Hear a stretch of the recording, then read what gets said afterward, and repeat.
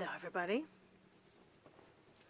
So today we're talking about gums and gum health and ways of potentially resolving some issues and things to think about, emotional, psychic, and spiritual,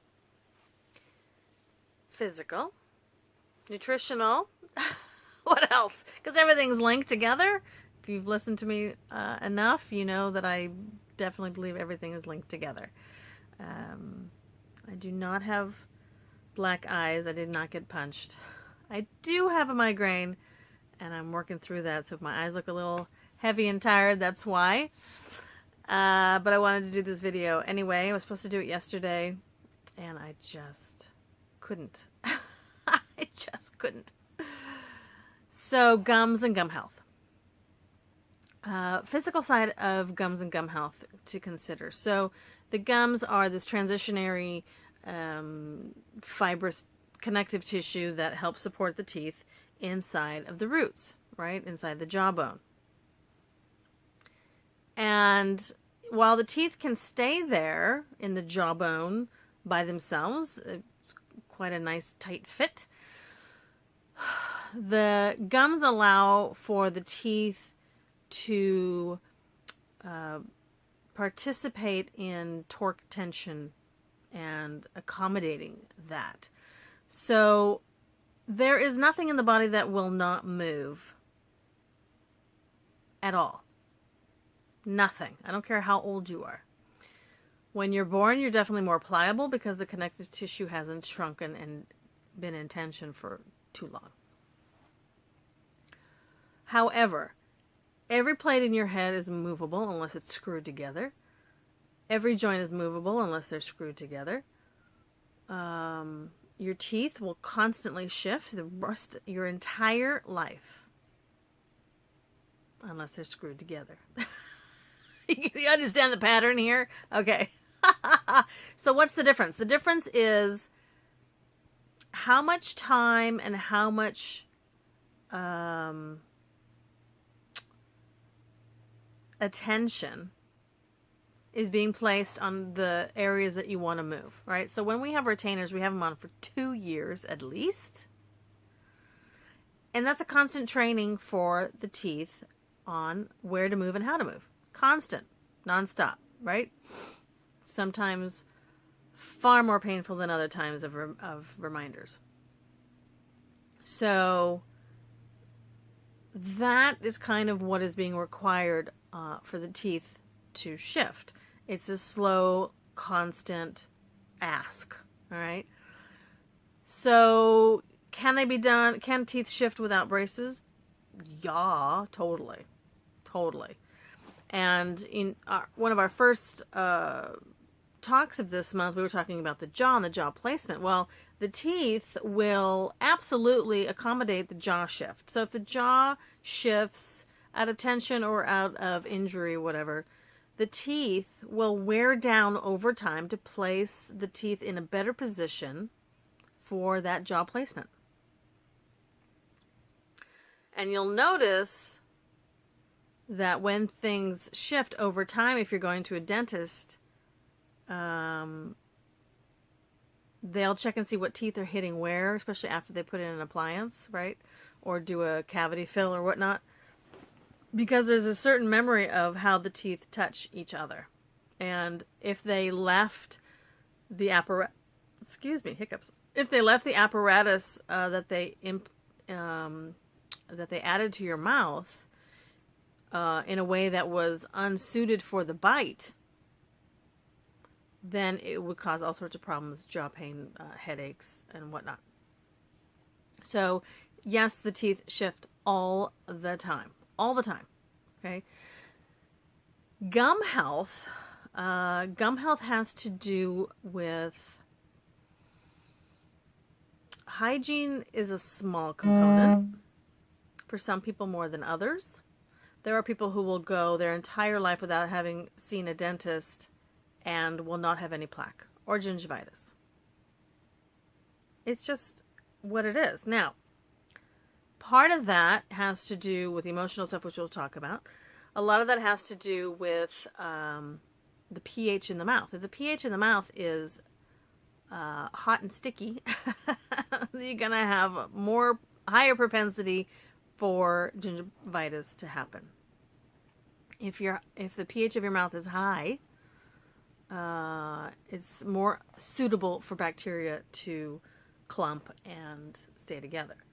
So what I mean about the hygiene is I see it, and I'm being told that it's actually more important, the brushing and flossing is more important as a exercise tool for your gums and teeth, more than it is to get rid of the bacteria and the gingivitis. One, because they put frickin' sugar in the toothpaste. That's a problem. Okay? So if you have any gum or teeth issues, first of all, get rid of the basic store brand crap toothpaste that has sugar, aluminum, and fluoride in it. Okay? Go to something more natural. If you haven't changed your toothpaste for a really long time, get rid of it and do something new. Something with baking soda would be great. That helps with the pH in the mouth. They have new ones out now that have clay or charcoal, which is also a good alternative if you have inflamed gums. So the pH of the mouth is really, really, really important. Bleeding gums on the physical side. One, maybe that you're not stressing out your gums enough, and so when you actually do have something that you're biting into, it stresses out the gums and they start bleeding. So the biting of hard things, fruits and vegetables and things like that, not just on these side teeth, but in the ones in the front, is very, very important because it helps create that tensegrity between the bone and the gums. Similar to stretching and exercise in the rest of the body. You know, there are times where we see parts of our body as not the same as the rest of the body, but it's all the same, just slightly different. All the same, though. They all need exercise. The eyes need exercise. The teeth and gums need exercise. The hair needs exercise. All that sort of stuff. Okay, hair follicles. The skin. Don't get me started on skin and the BS that is sold to us about skin and moving of the skin. Maybe we'll go there someday. I think I'm being told to wait on that until I can calm down about it. Anyway. So things to consider nutritionally as far as gums and gum bleeding and bringing the pH of the mouth down, which also comes from the stomach and the gut. Vitamins to consider. One is what they talk about. There are some vitamins that need to be replenished in the body on a regular basis, and there are some that are stored and housed in the body. Vitamin B's and C's typically need to be replenished more regularly, right? So,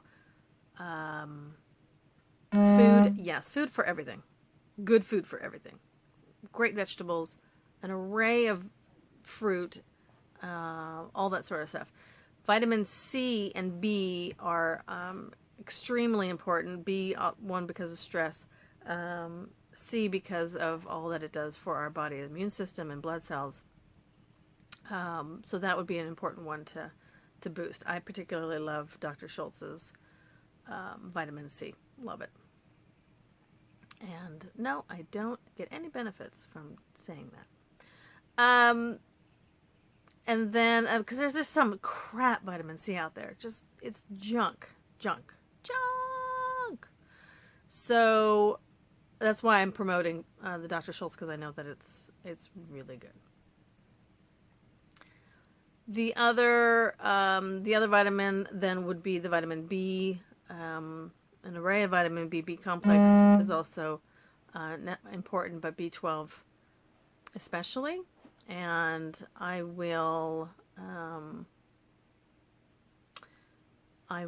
let you know what's a good vitamin B12. I don't have it in my head because it has two components to it and then really long names in it.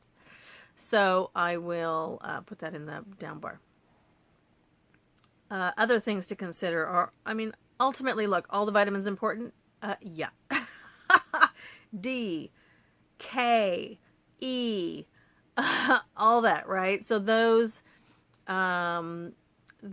we spend so much time during the day inside, right? We don't get the vitamin D that's necessarily required for our body. So get outside. There's lots of ways to encourage the stuff naturally before you have to do something dramatic. And please remember that the blood panels that they do for you in most of the testing is ridiculously flawed. It waits. The blood test waits until there's this dramatic discrepancy in the ranges of where you should be. By then, you're already 50% ill. Okay. When I work with people, when I find deficiencies, it's like at a 10% expression or a 25% expression. That's not going to come up in blood work. It just doesn't, which makes it harder for me because if I tell people, oh, this feels low, go get your blood work, and they come back and they go, I don't know what you're talking about, then I look like I don't know what I'm talking about, and I look like I am not listening to guidance well. And so that's frustrating. So just, that's why it's better to take care of some of this stuff when the body's saying, hey, knock, knock, there's a problem here. You're missing something. All right. Not wait for it. Oh, well, let me wait till the blood work comes in. And then that doesn't tell you anything. And you keep waiting and you keep waiting. And then you've got some major illness that you're dealing with. So let's not do that process. Okay. So vitamin C, vitamin E, vitamin K, vitamin D. And you can look at, honestly, one in your spectrum of food, vegetables versus separate from fruit. So in your vegetables, how many different colors are you eating? There's the easiest way to do it. If you're not eating a rainbow of vegetables, you're going to lack something. Okay? And then you look at your fruit. Are you eating a rainbow of fruit? And if you're not, then you're going to be lacking something. That's just the simplest way to look at it. I don't care if you're talking about kids or adults or whatever. All right? We just happen to be this type of society that gets stuck eating the same food over and over and over again. So if your predominant amount of food is white or brown,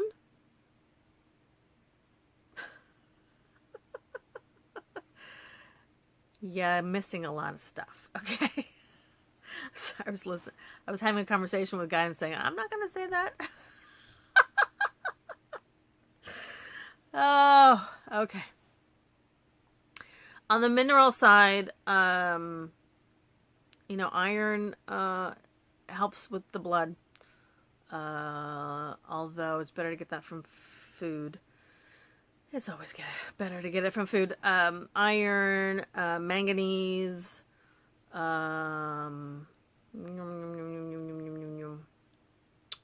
phosphorus, all those sorts of things. So again, look at your food colors and see what types of food that you are lacking in color. Okay, they all have a significance in different systems, whether that's Chinese system or a chakra system or energetic system or whatever. Each food does different things. So if you have issues bringing in new foods and then your digestion is kind of starts whacking out, one, you don't start raw necessarily if you have digestion problems. If your digestion is sluggish, you may consider not doing raw, but do slightly steamed. Okay, just to break down a little bit of the constituents, and then start introducing the raw component. And or you can do the raw, but then also take some enzymes externally until your body gets used to this new stuff. Okay, if you get sick after eating something healthy, could it be an allergy? Could be more that you just don't have what you need to break it down. So that's the physical stuff.